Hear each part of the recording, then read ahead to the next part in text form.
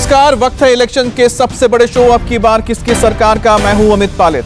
आज की सबसे बड़ी चुनावी खबर है प्रधानमंत्री मोदी का केदारनाथ धाम में दर्शन और दौरा, जिसका असर उत्तराखंड से उत्तर प्रदेश के चुनाव पर पड़ने जा रहा है।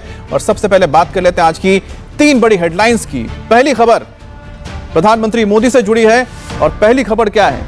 प्रधानमंत्री मोदी के संकल्प की शक्ति आज केदारनाथ धाम में दिख रही है। और 2013 की तबाही के बाद जो बर्बादी हुई थी, केदारनाथ में जो बर्बादी हुई थी, अब उसका कायाकल्प हुआ है। और क्या 2022 में यही कायाकल्प बीजेपी को वोट दिलाने में कामयाब रहने जा रहा है? केदारनाथ की धरती से आज पीएम ने उत्तराखंड को क्या सौगात दी, इसके पूरे डिटेल आपको देंगे। और दूसरी बड़ी खबर भी उत्तराखंड चुनाव से है, जहां पर प्रधानमंत्री मोदी ने जिक्र किया उत्तराखंड के चुनाव में सैनिकों का मुद्दा हमेशा से अहम रहा है। और क्योंकि उत्तराखंड के घर घर से सेना में लोग हैं, आज केदारनाथ की पूजा के बाद पीएम मोदी ने यूथ की बात की तो 1 रैंक 1 पेंशन का भी जिक्र किया और श्रेय लिया और विपक्ष पर अटैक भी किया। क्या 2022 के चुनाव में युवाओं का साथ बनेगा विजय का मार्ग? और तीसरी बड़ी खबर, भले ही शिव के धाम में प्रधानमंत्री मोदी हो, लेकिन आपको बताएं कि मैसेज कहां तक गया है। संबोधन में अयोध्या और काशी का भी जिक्र हुआ। प्रधानमंत्री ने सार्वजनिक रूप से अयोध्या के दीपोत्सव की बात की और उनका मैसेज बिल्कुल क्लियर था कि 2022 में यूपी चुनाव में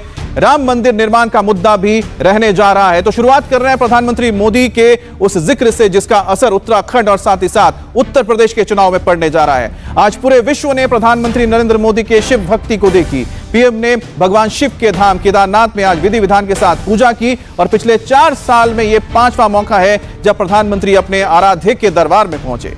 प्रधानमंत्री ने केदारनाथ के गर्भगृह में पूजा की, रुद्राभिषेक किया और फिर आरती भी की। प्रधानमंत्री मोदी ने आदि शंकराचार्य की मूर्ति का अनावरण किया और समाधि स्थल पर ध्यान भी लगाया। और पीएम मोदी ने 400 करोड़ की योजनाओं की सौगात दी। 2013 की तबाही के बाद आज केदारनाथ का जो रूप दिख रहा है, उसके पीछे सबसे बड़ी ताकत पीएम का संकल्प है, जो उन्होंने पीएम बनने के बाद लिया था। और यही कायाकल्प है जिसके चलते आज केदार धाम ने इतने भव्य रूप को धारण किया है।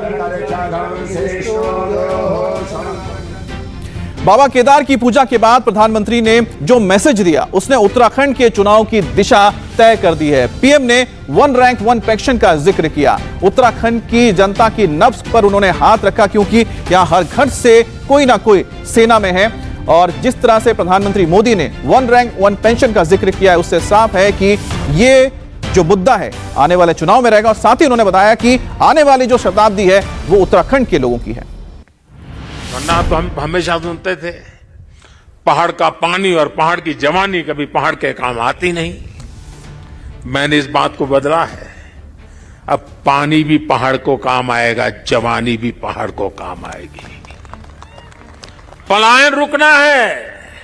एक के बाद एक जो निर्णय हो रहे हैं, पलायन रुकना है। मान के चलिए साथियों, मेरे नौजवान दोस्तों, ये दशक आपका है, उत्तराखंड का है, उज्जवल भविष्य का है। बाबा केदार के आशीर्वाद हमारे साथ है। ये देवभूमि, मातृभूमि की रक्षा करने वाले अनेकों वीर बेटे बेटियों की ये जन्मस्थली भी है। यहां का कोई घर, कोई गांव ऐसा नहीं है जहां पराक्रम की कोई गाथा का परिचय न हो। आज देश जिस तरह अपनी सेनाओं का आधुनिकीकरण कर रहा है, उन्हें आत्मनिर्भर बना रहा है, उससे हमारे वीर सैनिकों की ताकत और बढ़ रही है। आज उनकी जरूरत को, उनकी अपेक्षाओं को, उनके परिवार की आवश्यकताओं को बहुत प्राथमिकता देकर के काम किया जा रहा है। ये हमारे ही सरकार है जिसने 1 रैंक 1 पेंशन की 4 दशक पुरानी मांग को पिछली शताब्दी की मांग इस शताब्दी में मैंने पूरी की। मुझे संतोष है, मेरे देश की सेना के जवानों के लिए मुझे सेवा करने का मौका मिला। इसका लाभ तो उत्तराखंड के करीब करीब हजारों परिवारों को मिला है, निवृत्त सैनिक परिवारों को मिला हुआ है। मुझे विश्वास है कि जितनी ऊंचाइयों पर उत्तराखंड बसा है, जितनी ऊंचाइयों पर उत्तराखंड बसा है, उससे भी ज्यादा ऊंचाइयों को मेरा उत्तराखंड हासिल करके रहेगा। इस समय हमारा देश आजादी का अमृत महोत्सव भी मना रहा है। देश अपने भविष्य के लिए, अपने पुनर्निर्माण के लिए नए संकल्प ले रहा है। अमृत महोत्सव के इस संकल्पों में से आदि शंकराचार्य जी को हम एक प्रकार से अपनी बहुत बड़ी प्रेरणा के रूप में देख सकते हैं। अब देश अपने लिए बड़े लक्ष्य तैयार करता है। कठिन समय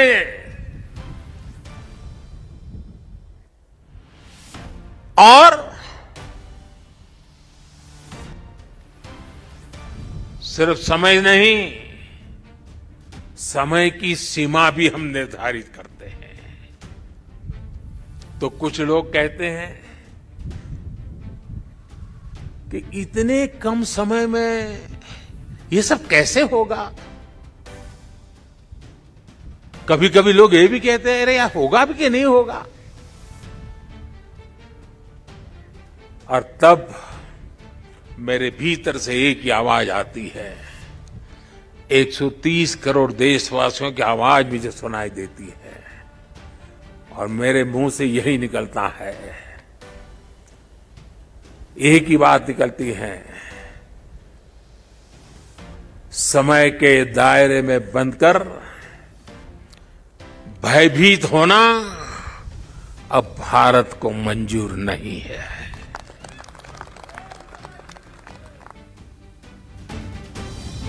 पीएम मोदी ने केदारनाथ में बात अयोध्या की भी की। प्रधानमंत्री मोदी ने अयोध्या में राम मंदिर निर्माण का दीपोत्सव का जिक्र किया और कहा कि अयोध्या को उसका गौरव सदियों के बाद मिल रहा है और राम मंदिर का निर्माण बहुत तेजी से चल रहा है। आज अयोध्या में भगवान श्री राम का भव्य मंदिर पूरे गौरव के साथ बन रहा है। अयोध्या को उसका गौरव सदियों के बाद वापस मिल रहा है। अभी 2 दिन पहले अयोध्या में दीपोत्सव का भव्य आयोजन और पूरी दुनिया ने उसे देखा है। भारत का प्राचीन सांस्कृतिक स्वरूप कैसा रहा होगा, आज हम इसकी कल्पना कर सकते हैं। इसी तरह उत्तर प्रदेश में ही काशी का भी कायाकल्प हो रहा है। विश्वनाथ धाम का कार्य बहुत तेज गति से अब तो पूर्णता की तरफ आगे बढ़ रहा है। बनारस में सारनाथ, नजदीक में कुशीनगर, बोधगया, यहां सब जगह पे एक बुद्ध सर्किट के अंतर्राष्ट्रीय पर्यटन को आकर्षित करने के लिए, विश्व के बुद्ध के भक्तों को आकर्षित करने के लिए एक बहुत तेजी से काम चल रहा है। भगवान राम से जुड़े जितने भी तीर्थ स्थान हैं, उनको भी जोड़ करके एक पूरा सर्किट बनाने का काम भी आज चल रहा है। मथुरा वृंदावन में भी विकास के साथ साथ यहां की शुचिता, पवित्रता को लेकर संतों की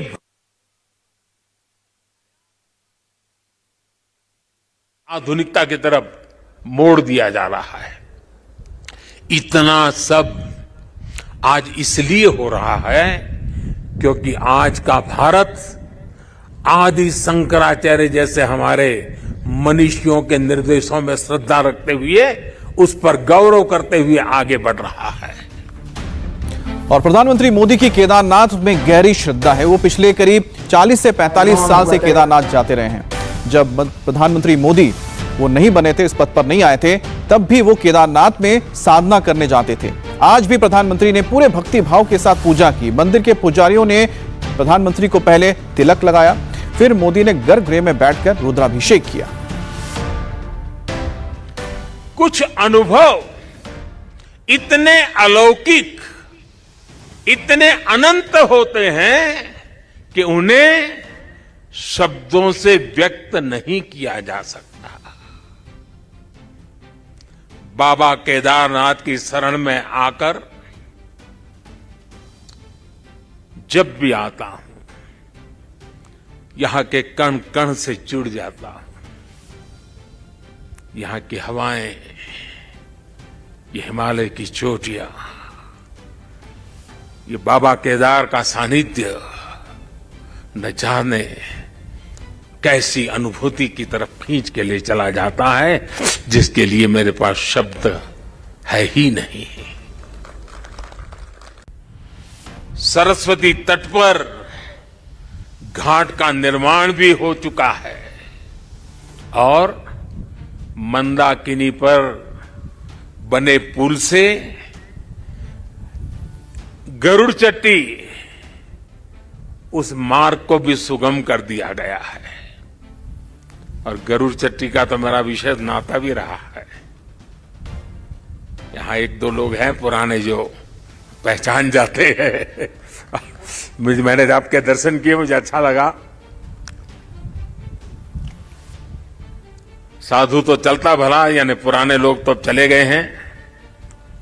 कुछ लोग इस स्थान को छोड़ के चले गए, कुछ लोग इस धरा को छोड़ करके चले गए। अब मंदाकिनी के किनारे बाढ़ से सुरक्षा के लिए जिस दीवार का निर्माण किया गया है, इससे श्रद्धालुओं की यात्रा अब और सुरक्षित होगी। तीर्थ पुरोहितों के लिए नए बने आवासों से उन्हें हर मौसम में सुविधा होगी। भगवान केदारनाथ की सेवा उनके लिए अब कुछ सरल होगी, कुछ आसान होगी। और इस वक्त की एक और बड़ी खबर आपको बता दें, प्रधानमंत्री मोदी के केदारनाथ दौरे पर कांग्रेस ने हमला बोला है। उत्तराखंड के पूर्व मुख्यमंत्री हरीश रावत ने प्रधानमंत्री मोदी के दौरे पर अटैक करते हुए कहा है कि इस बार बीजेपी को मजा चखाने जा रही है। उत्तराखंड की जनता उनके बहकावे में नहीं आने वाली है और उत्तराखंड के लोग बीजेपी को इस बार तड़ी पार करने वाले हैं, ये कहना है हरीश रावत का। आपको सुनाते हैं कि हरीश रावत ने और क्या कहा। हम भक्ति भाव की तरफ हैं, हम शिव भक्त हैं, हम गंगा भक्त भी हैं, हम देव भक्त हैं और हमेशा हैं। हम भाजपा की तरीके से तत्व नहीं निकालते, हम सत्व के पालक हैं। तो हमें अपने देवताओं में सब जगह सत्व नजर आता है और भाजपा वहाँ से तत्व निकाल लेती। लेकिन अमित शाह जी जिस तरह से उत्तराखंड के दौरे पे आए, जिस तरह से संदेश देके गए, कहीं ना कहीं वो हिंदू मुस्लिम करने की राजनीति की तरफ इशारा करता हुआ दिख रहा है। वो कुछ भी करें, जनता इस समय पेट की तरफ देख रही है, महंगाई की तरफ देख रही है और बेरोजगारी की तरफ देख रही है, ठप विकास की तरफ देख रही है। भाजपा लाख शीर्षासन कर दे, लोग इस समय उनके बहकावे में नहीं आने वाले हैं, क्योंकि पहले लोगों ने हिंदू मुसलमान में देखा और ठगे गए 5 साल।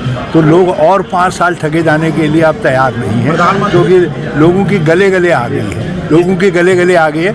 लोग तो उस दिन की प्रतीक्षा कर रहे हैं जब वो भाजपा को तड़ी पार कर सके। प्रधानमंत्री नरेंद्र मोदी ने अपने कार्यकाल में 5वीं बार बाबा केदार के दर्शन किए। प्रधानमंत्री बनने के बाद मोदी पहली बार 3 मई 2017 को केदारनाथ पहुंचे थे और उसी साल पीएम मोदी 20 अक्टूबर को फिर से केदारनाथ धाम गए थे और उन्होंने केदारनाथ के पुनर्निर्माण के लिए 700 करोड़ रुपए की 5 बड़ी परियोजनाओं का शिलान्यास किया था। प्रधानमंत्री 7 नवंबर 2018 को तीसरी बार केदारनाथ पहुंचे थे और पुनर्निर्माण कार्यों का निरीक्षण किया।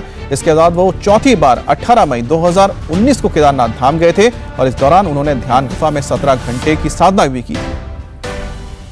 इंडिया टीवी हर वक्त हर जगह डाउनलोड करने के लिए सर्च करें India TV news Google play store या ऐप स्टोर पर।